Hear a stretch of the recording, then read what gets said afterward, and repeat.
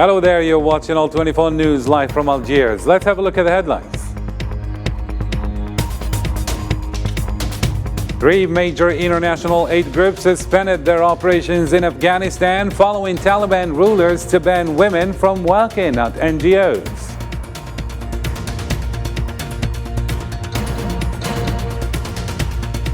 Also coming up, Ukrainian President Volodymyr Zelensky has urged his people to preserve in the face of Russian attacks as the country celebrates Christmas.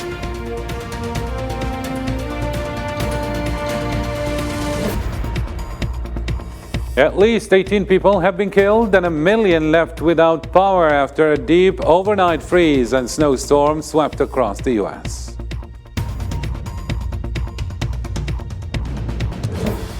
Hello again and welcome to the program. Fast in our news, Algerian President Mr. Abdelmajid Tebboune chaired a cabinet meeting which approved a package of important measures, foremost of which the increase in wages to protect the purchasing power of Algerian citizens.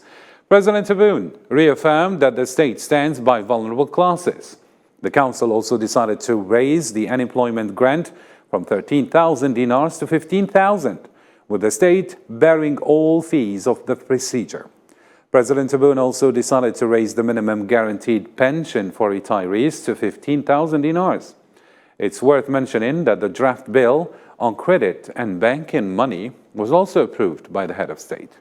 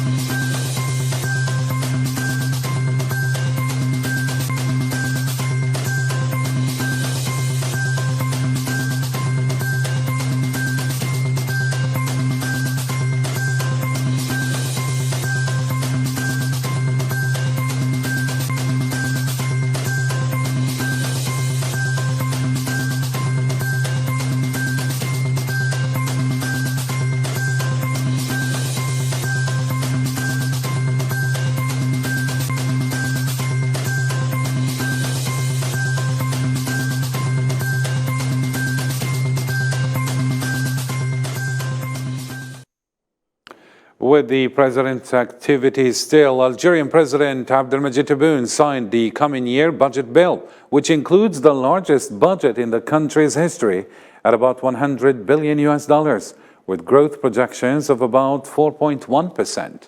The signing ceremony took place at the headquarters of the Presidency of the Republic in the presence of the President of the Council of the Nation, Mr. Salah Koudil, the Chairman of the People's National Assembly, Mr. Brahim Boughali, Prime Minister Ayman bin Abdurrahman, Chief of Staff of the National People's Army, Major General Saeed Shangriha, and members of the government.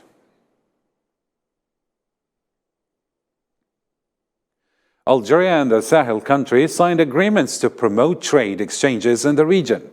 This comes on the sidelines of the 36th edition of the Asihar economic event, as part of the Algerian effort to strengthen its presence in the African markets, including the opening of 2 Algerian banks in Senegal and Mauritania before the end of the current year.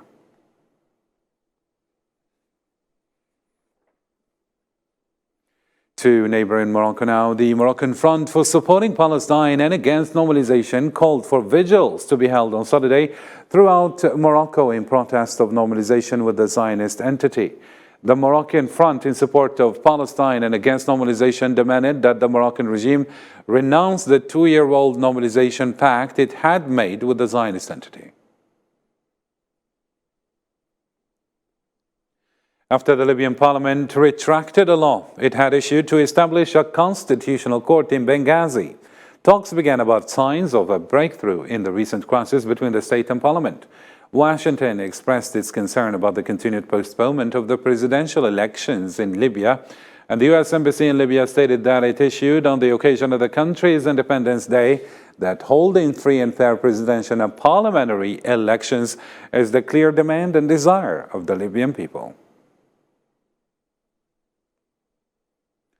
In Africa still, UN Secretary General Antonio Guterres learned with regret that Burkina Faso's transitional government had declared persona non grata, pointing at Barbara Manzi, UN resident coordinator and humanitarian coordinator in the country, as stated by Stéphane Dujarric for the UN chief in a press release. The government of Burkina Faso made this statement on Friday and asked Manzi to leave the country immediately.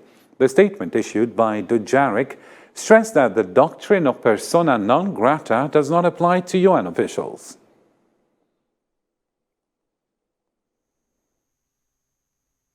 The Secretary-General reiterates the engagement of the United Nations to continue the dialogue with the authorities of the transition government of Burkina Faso to support the country and its people. 8 months before the presidential election, the Gabonese Democratic Party has called on the head of state, Ali Bongo Ondimba, its natural candidate, to run for a third term in the presidential election of August 2023, following a Congress that ended on Saturday, 24th of December. For us, the distinguished comrade President Ali Bongo is the natural candidate of our political formation, and we indeed hope by then the President will decide as soon as possible.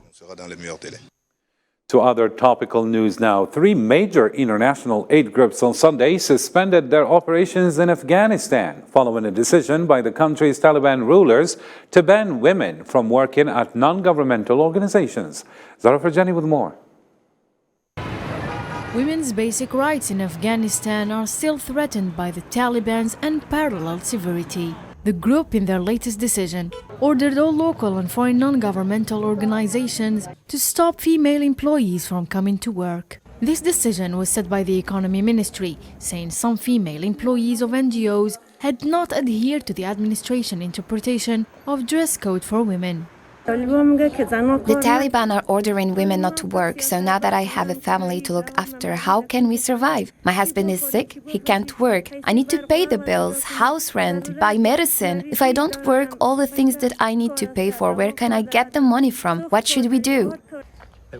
As a result, 3 major international aid groups suspended their operations in Afghanistan, saying without the women in their workforces, they cannot effectively reach the people in need in the country.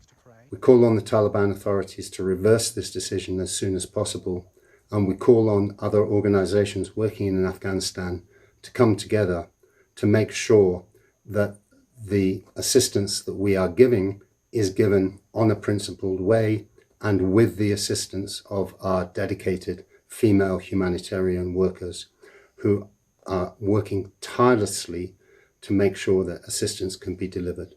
This comes at the worst possible time when the economy of Afghanistan is collapsing, and we need women as part of the workforce to enable the economy to recover. For its part, the United Nations also affirmed that the decision would hit humanitarian operations just as winter grips a country already in economic crisis. Few days earlier, Taliban had banned women and girls from secondary and higher education, prompting strong global condemnation and sparking some protests and heavy criticism inside the country. I felt so disappointed when I heard this news. I was so concerned, thinking that we will have no future and no right to study, as education is everyone's inalienable right and no one can take this right away from us. Both decisions are the latest restrictions on women that are likely to undermine the Taliban-run administration's efforts to gain international recognition and clear sanctions that are severely hampering Afghanistan's economy. To other topical news in Europe, the prosecutor in Paris on Sunday said that a suspect accused of killing 3 Kurdish people in Paris told investigators about his hatred of foreigners. After 2 men and a woman were shot dead at a Kurdish cultural center and a nearby cafe in the busy central 10th district of the French capital. The 69-year-old man was arrested at the scene and transferred to psychiatric care.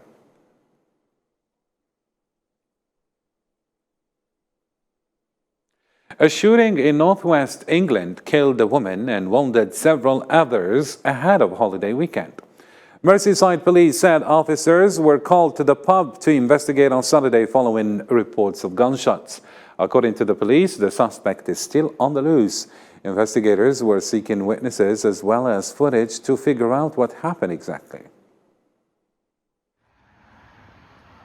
This investigation is in the very early stages, and we understand that this is a truly shocking and devastating incident that has happened just before Christmas in a busy venue full of young people. We believe that the gunman left the pub car parked in a dark-colored vehicle, possibly a dark-colored Mercedes, shortly after the shooting, and we are keen to hear from anyone who saw this to contact us immediately. Still with shooting news, but this time in the US, where the police said on Saturday that 5 people had been detained and a 6th suspect was still being sought following the shooting death of a 19-year-old man at the Mall of America, which put the vast shopping mall on lockdown. According to the police, the suspects are identified as 2 male 18-year-olds and 3 male 17-year-old minors. So after the murder took place, we were able to identify 2 suspects who are 17-year-old juveniles. And through that process, we were able to establish where they were at and kind of who they were associated with. In Bloomington, if you come here and murder people in our mall, you get one of these this Christmas. Here you go. 5 people got one of these today. In the U.S. still, a historic winter storm swept through the U.S., bringing record low temperatures and linked to the death of at least 28 people with power outages covering much of the country, Islam Said reports. The deadly blizzard gripped much of the United States, combining snow, ice, and howling winds. Thousands of flights have been cancelled, and more than 1.7 million people face power cuts, with the prospect of further outages across the country. The winter storm has killed at least 28 people across the United States and is expected to claim more lives after trapping some residents inside cars that have been covered by the heavy snow. State of emergency declared as the historic winter storm unleashed its full fury on western New York, plunging the city into a complete whiteout. The city imposed a driving ban that remained in effect on Sunday, and all 3 Buffalo area border crossing bridges were closed to inbound traffic from Canada. This is a war with Mother Nature, and she has been hitting us with everything she has since the late hours of Thursday into Friday, Saturday, and now on Christmas morning. And this will go down in history as the most devastating storm in Buffalo's long storied history of having battled many battles, many major storms. The scope of the storm has been extraordinary, stretching from the Great Lakes near Canada to the Rio Grande along the border with Mexico. According to the National Weather Service, around 60% of the U.S. population face some sort of winter weather advisory. Still with the winter storm, Canadian authorities advised people to stay indoors as the severe winter storm swept across Canada and the situation is expected to get worse. Schools were closed, homes lost power, traffic stopped, and flights were cancelled across the country. The storm is associated with the same freezing weather system that has blanketed a large portion of the United States. I was booked for a 12:48 train from here to Montreal to spend Christmas with my family. I've got a son in Montreal, and at 12:48 they notified the local station master that all trains today are canceled and they don't know when train service is going to be resumed. So I came down from Peterborough for this, got a ride down from my brother-in-law, and he's coming back now to get me. And then we'll see what we're going to do. The Chinese military says it has conducted drills in the sea and airspace around Taiwan. The People's Liberation Army's Eastern Theater Command said in a statement on Sunday that drills were a resolute response to what China says was the current escalation of collusion and provocation from the United States and Taiwan. But the command did not give details about the drills or their exact location.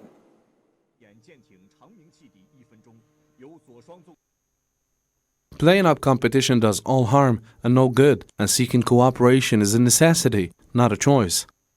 And in the same context, Chinese Foreign Minister Wang Yi has warned the United States could face consequences over its commitment to Taiwan. And on the same occasion, he defended his country's position on the war in Ukraine and signaled that China would deepen ties with Russia in the coming year. The details with Osama Ayadi in this report.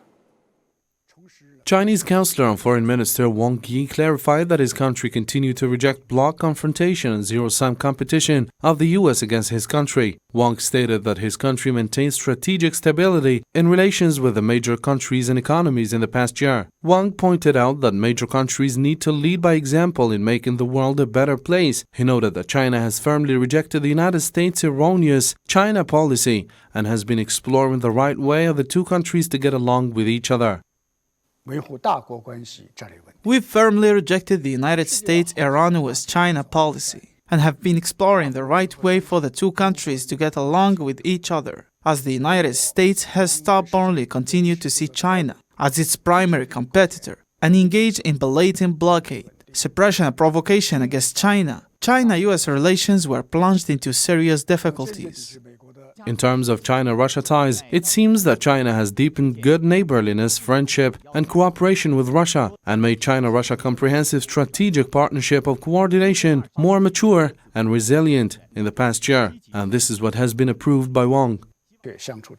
Over the past year, China and Russia have firmly supported each other in upholding respective core interests, and our political and strategic mutual trust has been further consolidated. Our bilateral trade is approaching the $200 billion target at a faster pace. The minister's statements raised questions and pointed fingers. Wang declared that some countries seeking to revive the Cold War mentally and fabricating the false narrative of democracy versus authoritarianism. Wang insisted on the fact that China and Russia have stood in solidarity with other countries to steadfastly push for multipolarity and greater democracy in international relations, and steadfastly oppose hegemony and reject a new Cold War. President Vladimir Putin affirmed in an interview aired on Sunday that Russia is ready to negotiate with all parties involved in the war in Ukraine, but Kiev and its Western backers have refused to engage in talks. Russia's war in Ukraine has triggered the deadliest European conflict since World War II and the biggest confrontation between Moscow and the West since the 1962 Cuban Missile Crisis.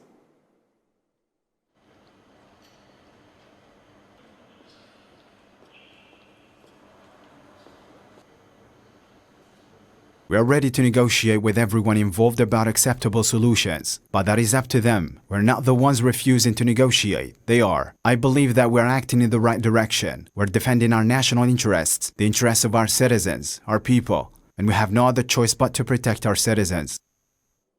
For his part, Ukrainian President Volodymyr Zelensky has urged his people to preserve in the face of Russian attacks as the country celebrates Christmas. More with Sofian Kinturi. A Russian strike on Ukraine's recently recaptured city of Kherson killed at least 10 people and wounded 58. Kiev condemned this attack and called it as wanton killing for pleasure. Pro-Moscow official responded by saying Ukrainian forces had launched the attack in a bid to blame the Russian military. Meanwhile, Ukrainian President Volodymyr Zelensky said on Sunday that Moscow is aiming to make the rest of 2022 dark and difficult for Ukraine. Only a few days of this year left. We must be aware that our enemy will try to make this time dark and difficult for us. Russia has lost everything it could this year, but it is trying to compensate for its losses with the gloating of its propagandists after the massive strikes on our country, on our energy sector. By the occasion of the religious event, President Zelensky posted a video where he addressed the Ukrainian people. According to him, Ukrainians will create their own miracle this Christmas by showing they remain unbowed despite Russian attacks. This day and all the upcoming winter holidays, we meet in difficult circumstances. Today someone will see the first star in the sky over Bakhmut, Rubizhne, and Kremina along thousands of kilometers of the front line. Someone will see it on the highway, on the road from Ukrainian-Polish border to Kherson or Zaporizhia. Ukraine liberated Kherson last month, the only regional capital taken by Russia since the invasion. Since then, Russian forces stationed on the other side of the Dnipro River have frequently targeted this special region. All right, now, time for the news in brief. Let's follow. Several thousand demonstrators gathered in Stepanakert, the main city of Nagorno-Karabakh, calling on the international community to act now against the blocking of the only road access to Armenia by Azerbaijan, a blockade that Baku denies. Demonstrators stated that no food, medicine, fuel or other vital products were allowed to enter Artsakh for 14 days. Pope Francis called for silencing the guns in Ukraine, in the grip of a senseless war, during his traditional Christmas message in St. Peter's Square in Rome. The Pope also urged not to use food as a weapon, in particular with reference to the conflicts affecting the Horn of Africa. Hundreds of Syrian Kurds demonstrated Sunday in northeastern Syria for the 3 Kurdish martyrs killed Friday in Paris by a Frenchman claiming his racism.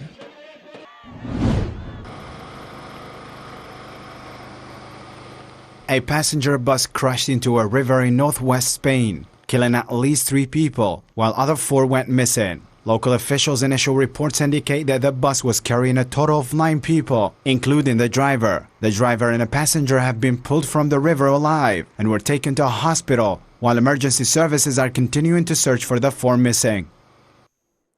Well, that's the end of our news program. For more, you can visit our social media platform. From me and the rest of the team, thank you for watching. Till next time, take care.